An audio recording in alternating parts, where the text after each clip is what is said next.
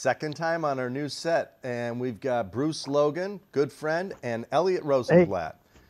These two are as thick as thieves, man. They've been working together for decades. So I've heard. What do you guys think of our new set here? I think it's lovely, man. But why isn't it snowing out of the window? I hear it's snowing there. Oh, no time to shoot that. So today we are going to talk about Bruce and Elliot's new movie, which is called Lost Fair. And it's what we're going to call a low-budget movie. It's about $100,000. And I think we want to clarify to our audience these sort of different categories of budgets. And one of them is, and I was kind of talking about this with Mandy, we have kind of your micro budget, which is like your $6,000 to $8,000, and then your low budget. These are typically movies that are funded by you, not with investors, but they're in the $100,000 and below. And Bruce, why don't you tell us a little bit about the beginning of your movie and how this all came about. But before you do, I'm going to show a clip. You're supposed to be working. Where's the cripple? If anybody's hiding the little girl, you better send her out. Wait, before that crazy man kills us all. Mom, we gotta go back.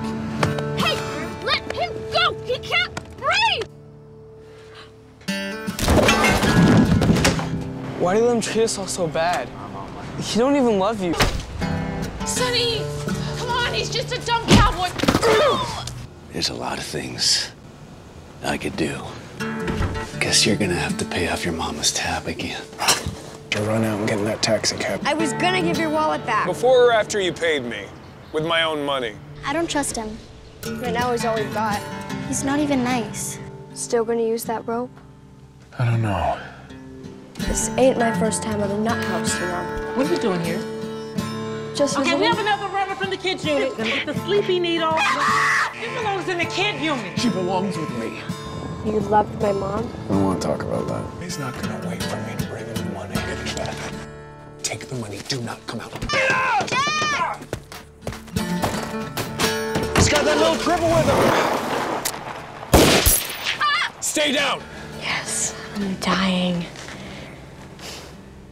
But not today, Jack. She's trapped, Jack.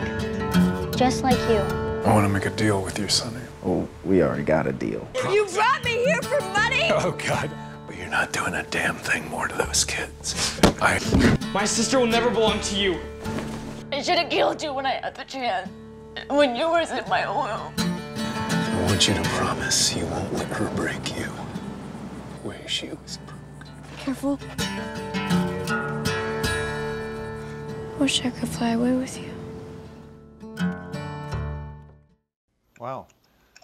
Bruce, before you comment, I just want to let the audience know that we have Rachel, of course, with us as always, our marketing media director, and she'll be monitoring Facebook and throwing us some questions and all that. Hi, everybody. Excuse the slightly funky angle today.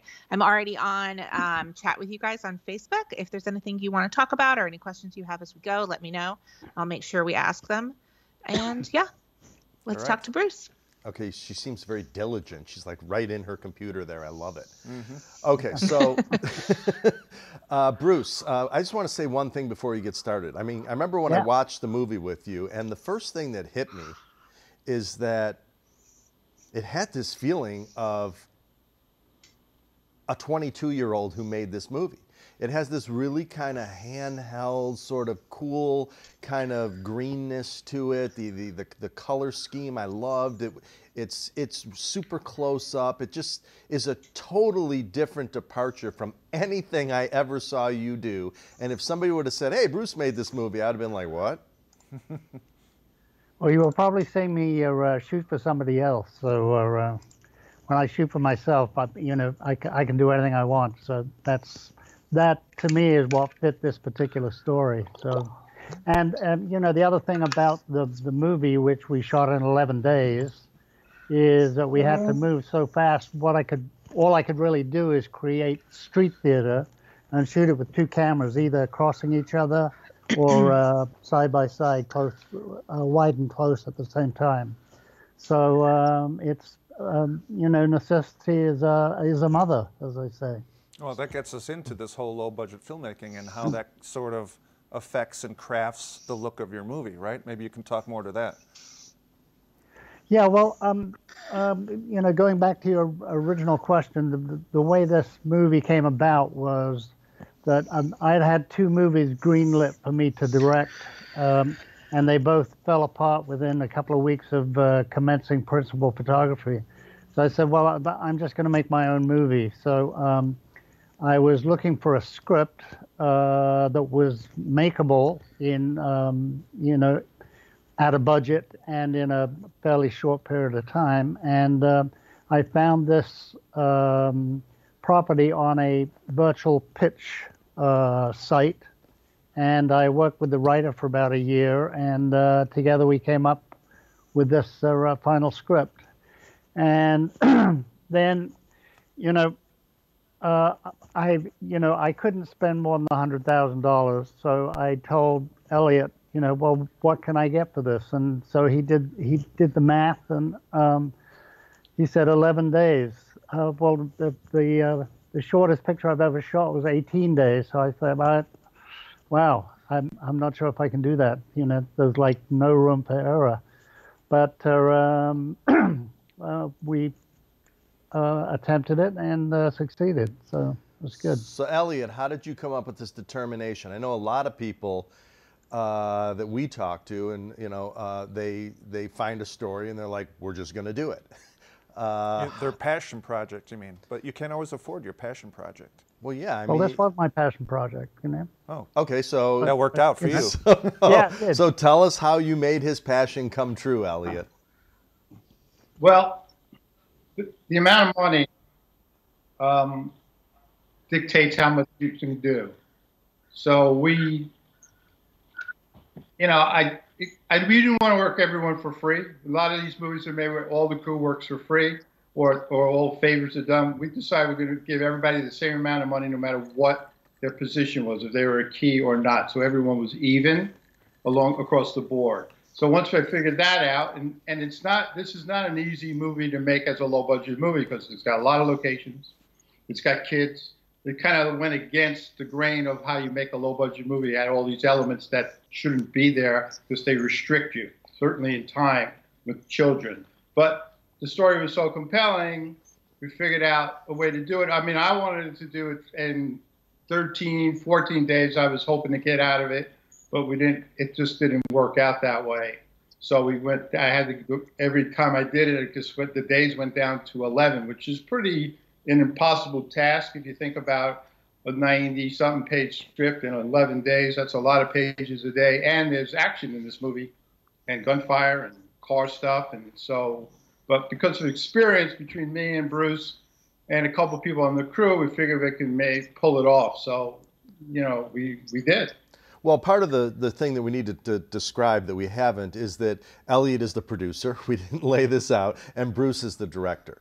And I believe, Bruce, you're your operator, and you've all worked together before, so it's not like you're showing up on location. That's really rough. I mean, people don't realize that when you show up on location and you have a crew that you haven't worked with before, we've done it, it is not going as fast from the get-go. No, well, this was a question of, we hadn't worked with anybody because, the people that we normally work with, we couldn't afford. And they wouldn't do it for the money. So we had to get a bunch of really aggressive kids that really wanted to make the movie, and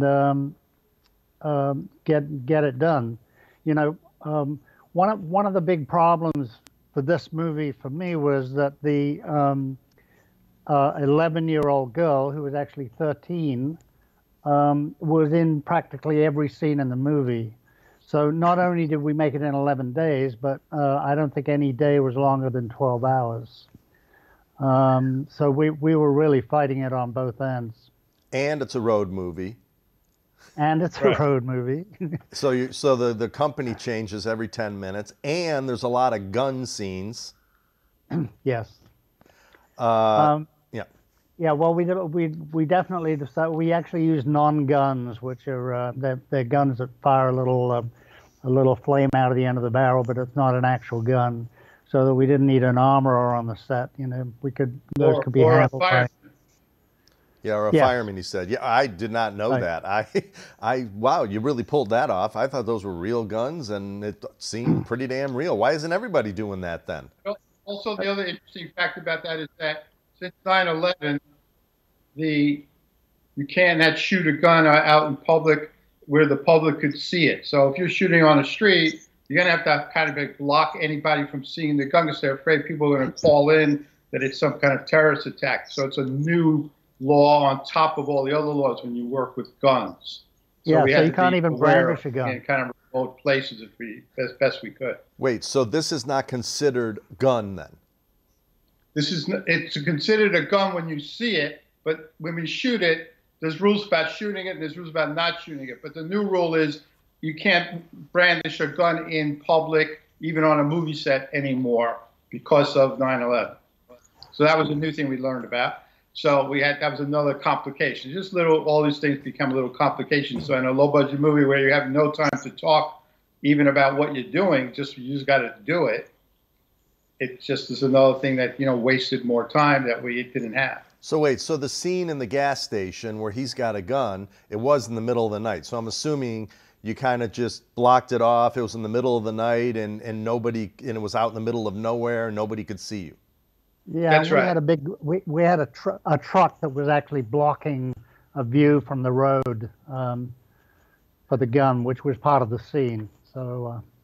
Yeah, big semi was where the truck driver comes out. So we did stuff like that, or we park a Winnebago somewhere so it blocked something, just all kinds of things like that. But the thing that saved us was we were able to, and this is the key to low budget filmmaking, is that as much as you can consolidate your locations so you don't have to move and you don't have to waste any time, you certainly cannot do any moves during the day. You have to be in one place all day, because if you try to make a move in the middle of the day, which you can do on bigger movies, but here we didn't have time. That'd be 2 hours or more we didn't have that time to waste. So we consolidated a lot of things like the hospital and used one, like a nursing hospital for all these hospital scenes and all these other scenes that we stuck in there and the exterior of that. So we did a lot of that kind of thinking about how to pull it off so Bruce had more time. Look, my job is to give the director more time to direct the movie and not all the other stuff. So that's what we were attempting to do. So you're telling me you had 11, there was no second unit, and you had basically 11 locations then? Yeah, that's right. Actually, that's right. I have when we weren't using the cab, which was not very often, I sent Terry Bowen out on the road to shoot some mount shots on the car. Excuse me. Go ahead, take it. It's fine. Oh my God! It's the Academy Awards. A mini second unit. It was basically two guys going out and shooting all the drive-bys and all the scenics and sunsets and all that kind of stuff that we thought we might need for cutting purposes. So we were able to do that, and we had plenty of cameras because of Bruce's relationship with Canon. So we never had any issue of having more than one camera. We actually had, I think, 6 cameras actually. So. So that was to our benefit, but because of Bruce's relationship over all these years, we were able to get that. So, you essentially shot. Sorry, guys, we actually do have a question here asking what the camera setup was, and we saw a couple BTS pictures a little bit before. It looked like maybe C300s. Bruce, could you talk about the cameras that you picked and maybe the lenses as well? We had 2 C300 Mark IIs. And that's what we shot the majority of the movie on. And they had cinema primes on them, cinema zooms. And then the stuff inside the car we shot with XC10s, which we just got suction mounts for. And, my DP he didn't really like the quality of those cameras, but, we didn't have a choice. So we just stuck suction cups on the windows and shot all the interior car stuff and traveling stuff with the XC10s. But the rest of the movie was virtually all handheld, and the C300 Mark. And a lot of people were wanting to give us cameras, which was nice, but it was great with Canon because they were able to offer us cameras and lenses. So they treated us really, really well. And Tim Smith came out on location for a couple of days with us. So we were treated really, really well. And that was a great advantage for us making the movie. Hey, Bruce, I got a question for you. Yeah. So to save money, a lot of times people might wear many different hats, you know. But in your case, did you do anything else but direct? Well, but because, you know, I'm the financial producer, so I was producing. I also edited and colored the movie and co-wrote the movie. Right, so, but you didn't DP or operate. No, right, absolutely okay. not. Right. No, I wouldn't have been able to get it done. Mm-hmm. Okay. I kind of thought that was a big thing we had. I kind of insisted that didn't happen because it was just too much to do to be able to be worried about the shooting of it and the lighting of it and directing it in such a short time with one person. He would have burnt out. No matter who it was, they would have burnt out really, really quickly. Right, and right. the quality would have went down. So that's why we went and found a DP to do all that work. Yeah, and get Bruce off of that. And you know, yeah, we were talking about me doing it all at some point when we couldn't find a DP, but everything worked out. And as with the casting, everything worked out. You know, I wasn't going to make this movie unless we found the girl, and so we went into a casting process, and we found Alexis, and once we found her, we were a go, and we were given a specific period of time that we could do it because we had to then shoot in August so that the kids would be on vacation. And on vacation, the hours with the teacher are much more liberal than they are otherwise. So there were a lot of moving parts. Right. Let me ask you a question. So essentially you shot, I'm going to call it TV style, where you had multiple cameras. And what was your shooting ratio approximately?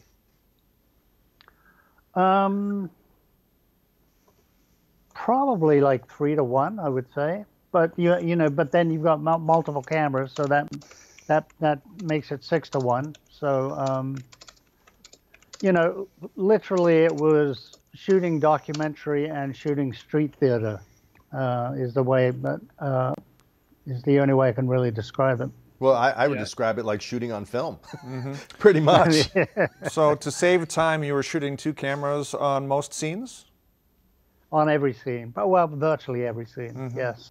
Right. Yes. And we either shot them crossing each other so that we were shooting 2 angles at the same time, or we were shooting them side by side, wide and tight, and then coming around the other side and shooting wide and tight on the other side. Right. Let's talk about lighting a little bit, because whenever you have 2 cameras, we run into this issue sometimes where it can take you so long to get those with the lighting worked out that it's almost worth just doing 1 camera, which is always what you're telling me. So, but I'm assuming you used mostly available light. You didn't really have a lot of extra lighting, and I know your style, which is, you know, 1 single source anyways. Right. Well, we weren't, but that's certainly true during the day. We used windows on interiors, and you know, Ator used some China balls, which were very maneuverable because they just sat on a C-stand and they're very light. You just change them to where you need to go. But a lot of it was shot at night. So the gas station was all natural light coming from the gas station, and I'm trying to remember other night scenes. Well, the night scenes at the exterior of the hotel were the most heavily lit. And so we did use a few units there, but we tried to keep it as moody as possible. So, you know. So in a way, with today's technology, it's almost a little easier to shoot a low-budget film because you don't need as much of equipment. In Almost. A way. I'm trying to come down with a list of things that for some of our viewers to go by that'll help them make this. Because like one surprising thing is, I know a lot of kids might think, well, I'll be the director, I'll be the DP, and I'll edit. You know, they'll want to do everything themselves, thinking they're going to save money. But as they just mentioned, that's not that's not always possible, and you end up wasting time, which then is money. So that's one thing. The other thing is the lighting techniques you're talking about, and shooting 2 cameras. That's another thing. What are some of the other things that that are, like, I guess if you want to call them tips to being able to shoot a low budget? Well, you know, the lighting was certainly not optimal on the movie, you know, and my favorite praise to the cameraman was, I don't care whether we're lit or not, we're going to shoot. You know? Ed Wood. So we roll camera. Ed Wood so Jr. The other thing for me is the fact that I was going to be the colorist. So the whole movie was cut right here on this workstation, and I did all the coloring. So if I got some scenes that were particularly harshly front lit, I was able to do some basic relighting in Resolve, and you know, so the coloring of the movie was very, very important, because the original photography, you know, was rushed, and so the lighting was not always optimal. But by making it moody and you know, doing a little teal and orange, we were able to get a pretty mean look to it. While you're talking about the coloring process, we've got a question here about how long post-production was, and then we are actually starting to get questions about Amazon, so we should maybe move into that. Using any software, you have to invest time in it. So I actually cut this personally all by myself, like doing the effects and doing the coloring as I went along, and it was actually over a year and a half period, which is very long. But I was an earlier adopter of using Resolve as an editing program. So you know, I was kind of inventing my own workflow as I went along. So that was really slowing things down. And also, I don't think a normal editor, you just kind of whip through the takes and say, well, this is a good take, and you use that all the way through. But when I was doing it, I looked for every little bit of cinema magic, took that little piece out, put it in the bin, and just really tried to craft the movie and put all those bits together. All right, for a Rachel, long time. Let's get it to some of the Amazon questions you have. The first one here is from Ivan, who says, in terms of delivery to Amazon, what legal documents did they require, and did they do a lot of post-legal work for you? Ooh. Well, as far as Amazon went, our distributor really handled everything. So our legal documents that we had to come up with were for our distributor. And most of those were as needed. In other words, they want us to come up with the copyright if they asked for it. So it was really pretty hassle-free. But there were other, and that's one of the reasons that we went with indie rights, was because they didn't require as much upfront delivery specs as some of the other distributors that wanted everything completely buttoned up before they did anything with it. And so it was pretty lax. So Bruce, earlier on when you're, you know, preparing to shoot the movie, or maybe even farther back, did you have a distribution model in mind? How did that come about where it ended up on Amazon? No, it was a passion project, so I knew I was going to make it. So in retrospect, it would have been nice to do some social media during the production, but we were so busy producing the movie, we didn't really have time to do that. So we didn't really start looking for a distributor until the end of the process. So initially, we entered a bunch of film festivals. So we didn't get into Sundance or Slam Dance, and so we changed strategy and went for a bunch of smaller festivals, of which I think we've won 10 film festivals in one grade or another, and then we looked for an agent. or a producer's rep to find us a distributor. And that distributor came up with four choices of people that wanted our movie, which is really nice. Mm-hmm. And from that point, we got to choose between those four companies, and it was tough. So we had to have face-to-face meetings with them, and they've now Indie Rights now has us on Amazon Prime. They have us on iTunes. They have us on Xbox, Google Play, and Vudu. So we're on a lot of platforms now, and they've just asked me to come up with their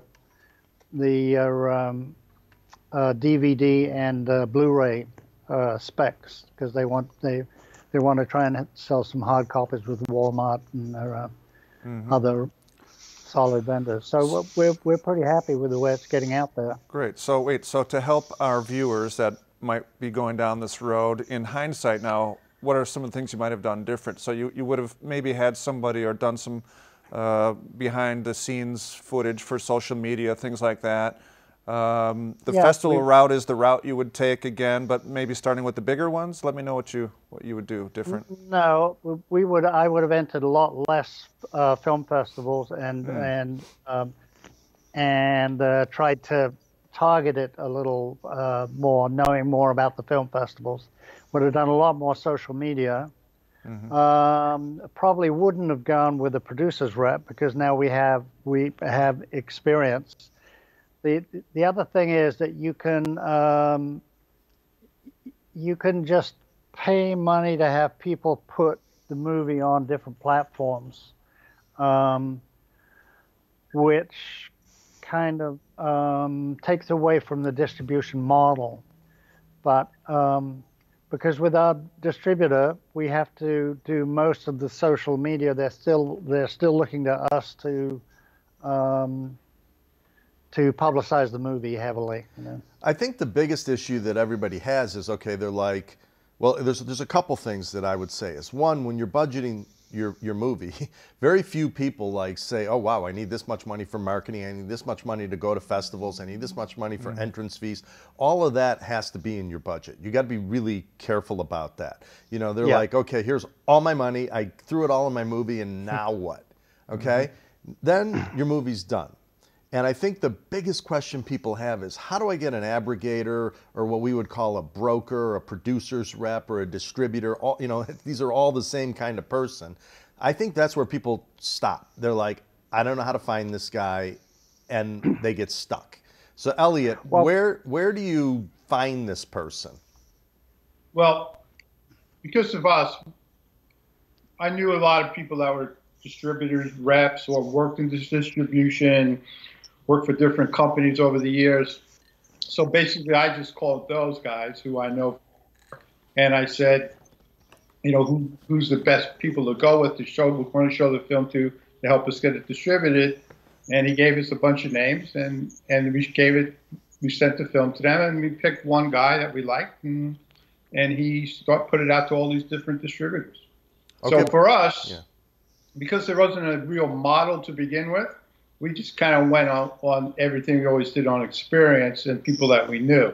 So for everybody else, I mean, it's not that really hard. I mean, these people get paid, so you could find them, and if you pay them, they'll take a look at your movie and they say, okay, I can help you place it somewhere. And where do you find this person? The Yellow biggest Pages? thing that we've discovered, though, is what you're talking about in terms of social media and people getting to know about your film, because there's so many films. Because going back to the beginning of this conversation, it's much easier to make a film now than ever before, a feature film. So there's a lot of feature films out there. So how does yours stand out from the others? So festivals are good, because then, if you win one or two, and the bigger they are, the better. Then that gives you a little cachet. So that helps a lot. But the social media is the person that we would have put on earlier. If we do it again, that person, we're not that versed in it, but we would find someone who just putting the film out and the title out all the time in every way you can, because that's how you stand out. So when people see the little box on Amazon, it sees your little poster, they say, "Oh, I know about that movie. I'm gonna look at that movie. I'm gonna watch that movie." And that's, you got to pull yourself out of the competition because there's so many titles now. Mm-hmm. Well, I think that our viewers probably have the social media part down. They're all, for the most part, pretty young, and they get that part. But I think they fall short where they really, all of a sudden, they're done. I know so many people, they're done, and they just have no idea how to find that broker, we're going to call them a producer's rep, whatever we call them, to get them somebody that can help them get this thing to the face of an Amazon, a Netflix, blah, blah, blah. Yeah, well, they're there. I mean, you know, basically, you can find them. They're listed, and you don't really have to. I mean, if you know someone, the better off you are, because you get you in there, and they'll want to look at the film because you know somebody. But you can find them. I mean, I think that's somebody you need to talk to earlier than later. So you kind of got a plan of what you want to do. Okay, I got another question for you. Our film was a very dramatic film, and it wasn't a genre film. It wasn't. No, it didn't have horror. It wasn't any of that makes things easier to sell. So, you know, we were going straight up drama film, so it was a little harder of a sell. But because the film came out really well, we got a lot of people that were interested in assisting us in getting it out there. I want to talk about the difference between sort of like a jukebox, what I call a jukebox model, which is kind of the Amazon model, versus a Netflix model, which is a much harder sell. Why don't you talk a little bit about that? Well, I think you know, the Amazon Prime model is not that dissimilar to a Netflix model, but so the pay-per-view model is you know, once you're on Amazon Prime, you get paid for the minutes that the movie gets watched as a direct thing, and the more it gets watched, the more you get paid. And I think Netflix is much more of a, you know, they give you a certain fee for 3 years of use or whatever. But we haven't got that far with it yet. So I don't know whether we're going to make it onto Netflix or not. But that would be later. That would be after 2 or 3 years of pay-per-view. Can you watch the metrics? Do they give you the metrics to watch how it's performing on Amazon? They will. They don't really like to, but they've said, you know, if I said, well, you know, if we're going to do social media, we got to see how the social media is working. Can we have the metrics?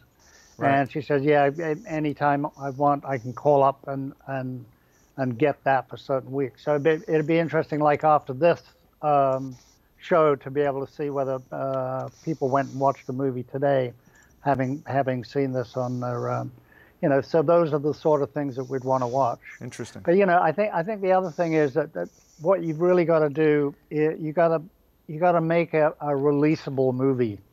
So I think that's the biggest key to getting your movie sold. You know. Mm-hmm. Elliot, guys, can I jump in? I've just got a handful of questions here. It would be nice if I could just run through some of them. Sure. The first one here is just talking about the budget a little bit. Could you be as specific as you're comfortable with how much of your budget went to this distribution and an agent, and how much of that $100K you set aside specifically for this? Well, there was very little money. You know, go ahead, Elliot. Basically, in the initial budget, $0, because we needed every penny to get the film made first, and then we would think about all the elements of distribution and selling it later. So for us, we weren't too concerned about that in the beginning. So in the initial budget, it was just enough. We used every penny we had to shoot the movie, so we got a really best movie we could out of it. But if one to put something like that in the budget, you know, I mean, any amount that you could put in that you could gather up would be helpful. But I think that the question was, do you actually pay your aggregator or distributor or broker or producer's rep, whatever we're going to call this person? I don't think you pay that person. The person actually is making his money from the sales that he's getting for you. Am I correct here? You pay the aggregator. Yes. Go ahead, Bruce. He got a fee. and he gets a piece. And then the distributor, they get a piece, and we get the rest. So depending on the distributor, one distributor was 50-50. Another distributor is 70-30. Our distributor is 80-20. But the call comes with different things. The guy who's 50-50 is going to do all the social media, but to give away 50% of your film is not a good thing. So even though he was going to supply all that social media, we didn't think that was the best deal for us. So we went with we felt was the best deal, and the person who could handle this kind of film the best way and not get lost in the shuffle. Yeah, I want to let the viewer know that when you said 80-20, 70-30, that you're getting the 80, you're getting the 70. Right. I don't think people realize if you like a deal with Amazon, you may get 80%, you get it, and then now does the abrogator get a portion of that 80%? Well, the abrogator is a different model. The abrogator model is you pay him to get onto a particular platform, and that's a much more of a straight transaction deal. He doesn't make anything. All an abrogator makes is what you pay him to get you onto iTunes, or and they have different deals for getting you on different platforms. So the abrogator model is different than the distribution model, which we chose. Okay, so like for instance, go on, Rachel. Yeah, so we've got a handful here, so I'm going to run through them. So we've got a question about being low budget. Does that affect the buying price you get from these people? So does your budget affect it, or is it future earning projections? How does that work? Well, first of all, there is no buying price because unless you sell your movie at Sundance for $5 million, that model doesn't really exist. So nobody's going to give you any money up front. So they don't really care what the movie was made for. So no, it doesn't affect it. I thought it would, and therefore I was going to keep it secret and tell everybody, oh yeah, well, we spent $700,000 on this movie, so we need a really good amount of upfront money. But that's a pipe dream. I don't think that ever matters. Good is good, and people pay for good. I mean, right. I don't, and I'm going to get back to Rachel in a second, but this is something that you need to also think about. And I've talked about this about literally 100,000 times. Is that marketability is what you need to think about. I know that you want to make your passion project this, that, and the other thing. But right now, the tentpole movies are what make money for Hollywood. Elliot, I know you'll back me up on this, but if I make Iron Man 8, I am going to make, $600 million, whether the thing's a piece of crap or not. Yeah, some art film.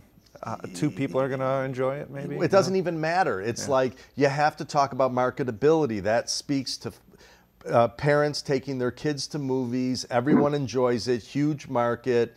Elliot, why don't you comment on this a bit? Yeah, I agree 100% that, but not every movie could be branded like an Iron Man. So those are easy ways to make money once they established on the first one.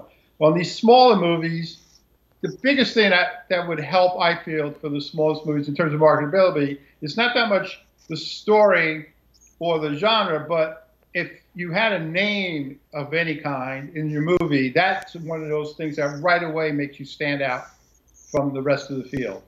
So if you can get somebody in your movie that has some kind of cachet, some kind of publicity behind them, or on a TV show or whatever like that, and people know that, that will help them pick your movie, and also help people want to distribute your movie, because then they can say it has, somebody in it that people know. So that's one of those things that stand right out. So in terms of look, people make little movies all the time, and little movies are really relevant. Relative, because if you make a $150 million movie, and that's a big movie. But if you make a $5 million movie, that's a low budget movie. But to some people, a $5 million movie is a big budget. If you're making a $100,000 movie, $5 million is like so much money to you. That's a big budget. So it's all relative. So like if you have a little movie like Get Out, which is basically a genre movie, but that kind of just exploded, and everybody thinks they can do that, but that's not going to happen. Well, I mean, that's a matter of like a lot of luck and a lot of right timing and all kinds of stuff like that. So, but everyone feels when they start out that that's what they're going to achieve. I kind of agree with you. That's okay. I think it's good. It's positive. I think you should feel that way, but you got to be realistic about it. Some people need to realize, I mean, it isn't getting somebody with a name isn't like always a purchase scenario.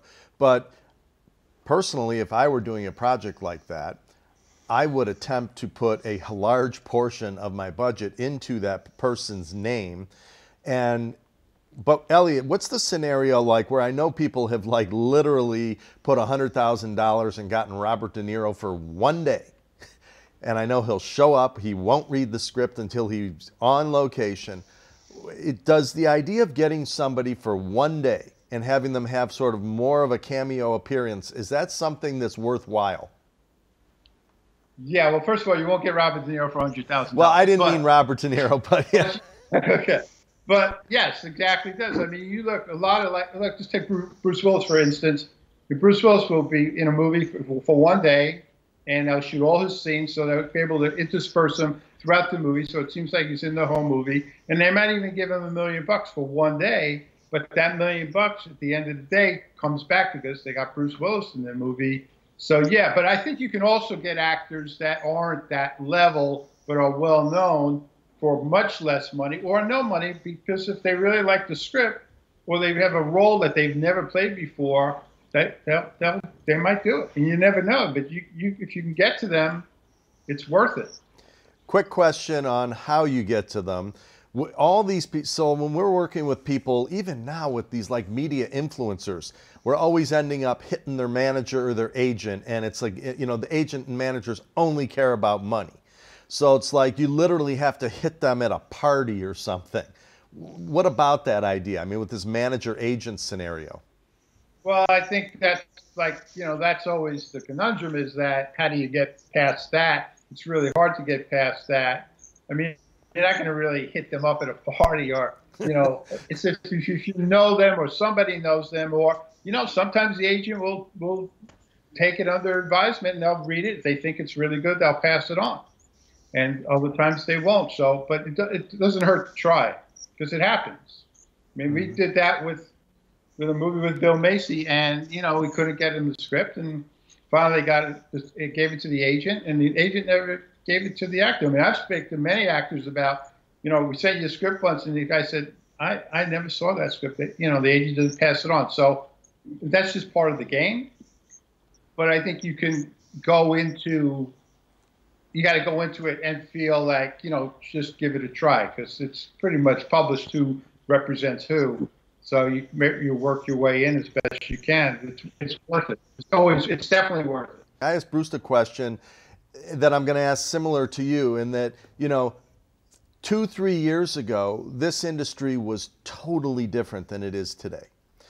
I remember we had a conversation when you were like, the $250,000 movie was The Golden Boy, and you tried to sell the foreign rights to recoup your production budget, and then whatever you could do in the US, and then 10 years before that, you used to try to sell to the airlines and all these other different distribution models. But when did this distribution model really begin? I mean, is this something that's a year, 2 years old?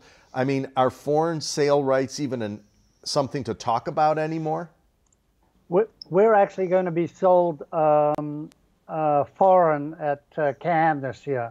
And that was one of the reasons that we went with our distributor, is because we liked the fact that they were going to sell us at AFM and sell us at Cannes, and still do that foreign model. But, I think, how long ago? Netflix, I think, had, I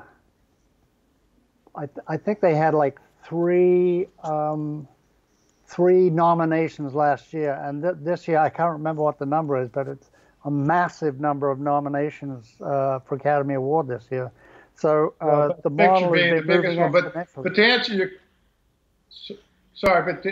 answer your question, I think when streaming became the norm for everybody in their house. They could like watch whatever they want and didn't have to go to the theater. So all of a sudden you had all these places to look at stuff, and they all needed things to show.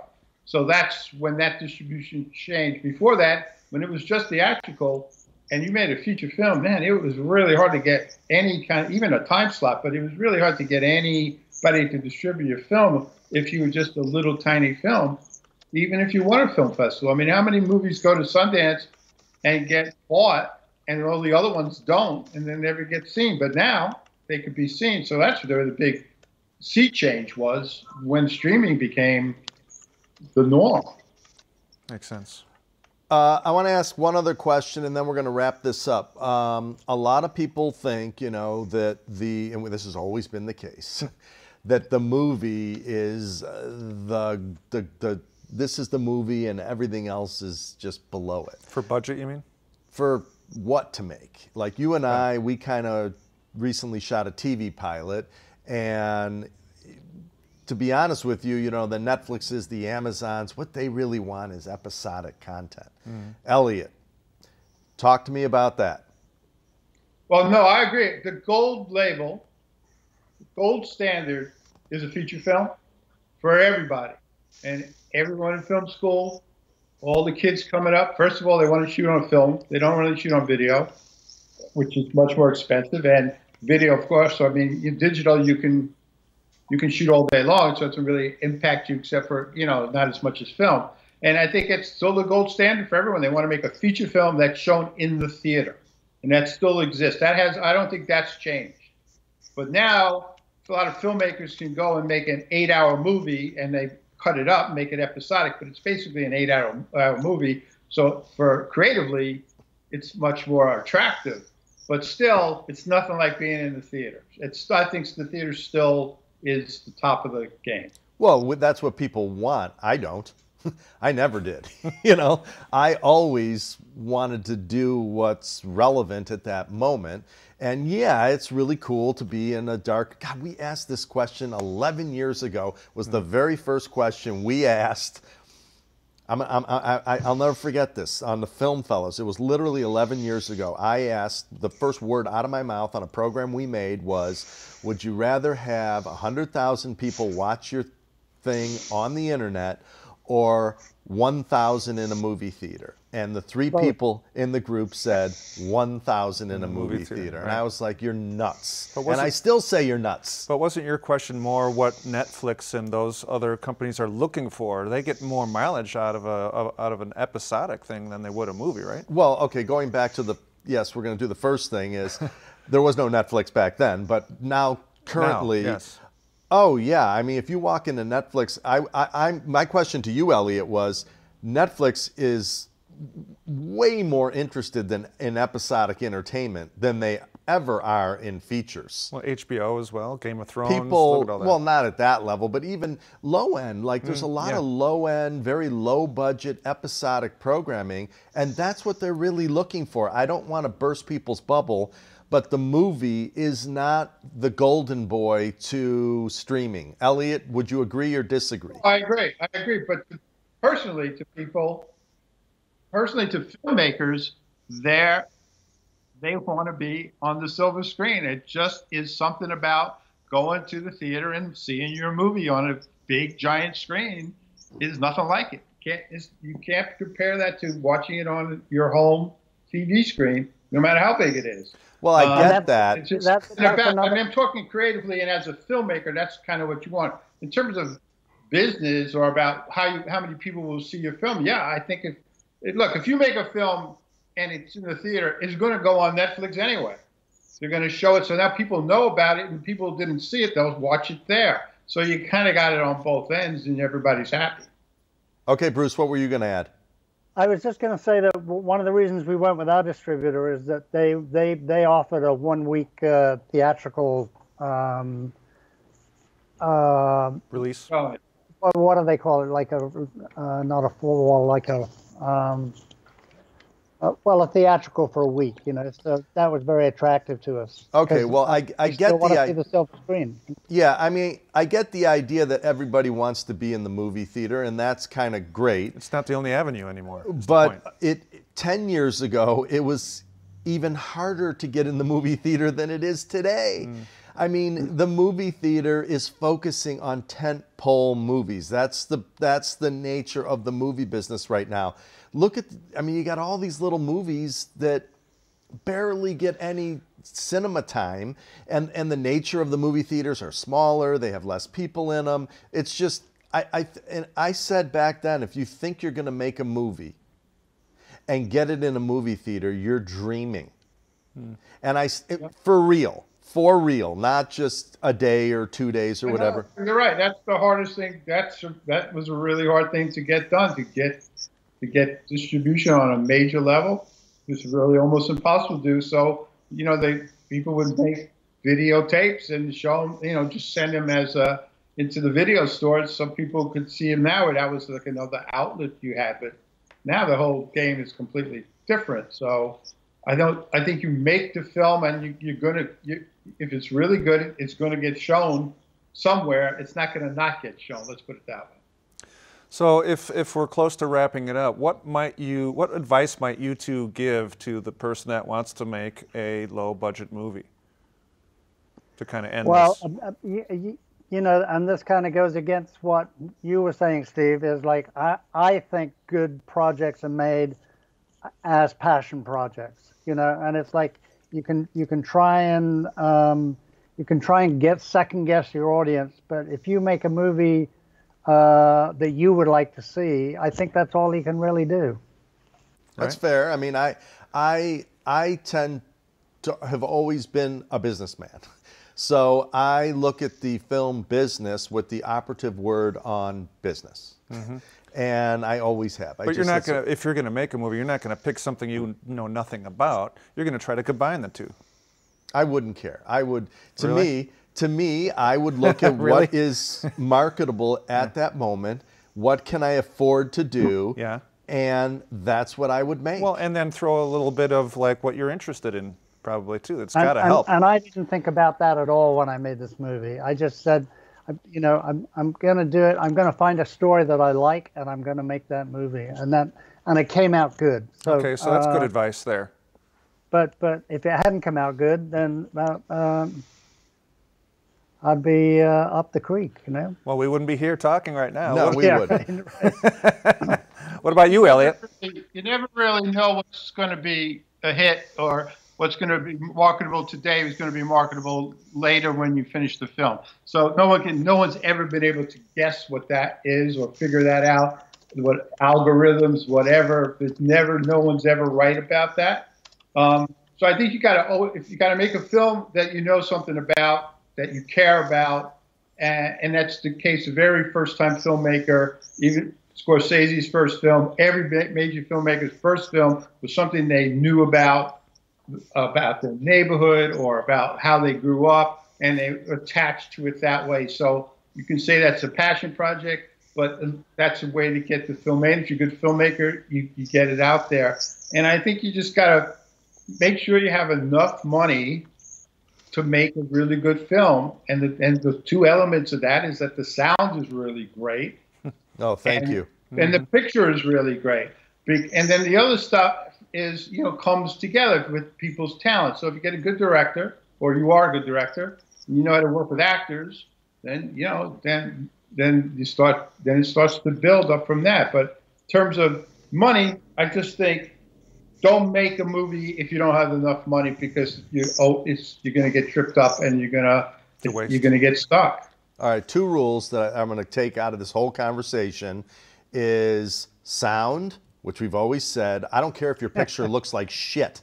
That could be a creative choice, but nobody has ever made a creative choice to have shitty sound. No. Okay. Second thing is, and this is your rule, is never make your first movie about making a movie. Right. Isn't that our golden rule? Well, there was the other golden rule that I forgot to ask them about. Oh, right. Is, do you ever, the golden rule was never use your own money to make your movie. Those are the three rules. We broke that rule. No, you shouldn't. You shouldn't. But if you can get someone to invest, then yeah, that's the way to go, even if it's grandma. But if you really want to make it and you can't figure a way to get it done that way, and you can afford to do it with your own money, then do it. Bruce did it, right. And he's got creatively, he's satisfied with what he wound up with, and apparently other people are happy with it too. So you don't know. You really don't know what's going to hit the right note. You don't. So you just make the movie you want to make. All right, I got to ask the final question is, at what point do you feel you'll have broken even financially? God, there's so many fractional percentages. We went DGA and we went SAG, so all those costs come off the top, and then we have people to pay. So it's really hard to know when we break even. Yeah. Do you feel like you'll make a profit in the end? We really don't know, because we've only had the first. Basically, we had the third quarter last year just shown to us, and all it was a theatrical opening and 2 days on Amazon. So we have no idea what we're going to make yet. So that's a big surprise coming, Okay. Cool. Let us know. Rachel? Okay. Oh, wait, go ahead, Elliot. Yeah, and let me just say, which we didn't really talk about this, and Bruce just brought it up, it's really important, is if you can do as much, I think if you do non-union will help you a lot, because, SAG is very complicated, and there's a certain pay grade that has to be met. And we're both DGA, so we had to be DGA, but most new filmmakers are not DGA, so they wouldn't have that problem. But SAG it's a seesaw kind of thing, because you don't want to pay the money and all the residuals and all the taxes and all the union fees, because it really adds to your budget and doesn't. The only thing it might give you is you might get a better cast. Not necessarily, but you have a bigger pool to pull from, because most people are SAG in major cities. So that's something to consider. And if you have very little money, then it's something to definitely not consider. You have to go non-union, because you won't be able to get it done. Well, this was an excellent conversation. Guys, I want to thank you very much. I really liked your movie. Can I just ask that if people go and see our movie, that they review us on IMDb and they review us on whatever platform they watch the movie on, because that's the most important thing that we can have that's going to help us with with more and more people seeing it. And now we're going to pass it off to Rachel. Thank you, everybody. Thank you for joining us. Big thank you to ICANN, who provide all the lighting for our show, and to our sponsors, Rode Mics and Kessler Crane. On next week's show, we will be talking with Nino Leitner from Cinema 5D about mirrorless cameras. So join us then, same time. Bye.